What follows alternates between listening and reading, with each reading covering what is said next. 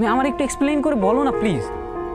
গত 6 মাস ধরে লকডাউন, পড়ালেখা সব বন্ধ, বাসা থেকে বারবার বিয়ের প্রেশার দিচ্ছে।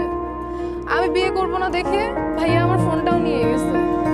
2বার ছেলেপক্ষ দেখতে আসছে, আমি রাজি হইনি। আজকে আমি অনেক কষ্ট করে লুকিয়ে তোমার সাথে দেখা করতে আসছি। তুমি কি বলতেছো, বিয়ে হয়ে যাবে মানে? আমার তো মাথা কাজ করতেছে না। আমি কি করবো আমার বলো। আমি তোমার বাসায় গিয়ে কথা বলবো? তুমি কি কথা বলবা? তুমি এখন স্টুডেন্ট। তাহলে আমি কি করবো? আমি তো কিছু বুঝতেছি না। আমার কি করার আছে আর?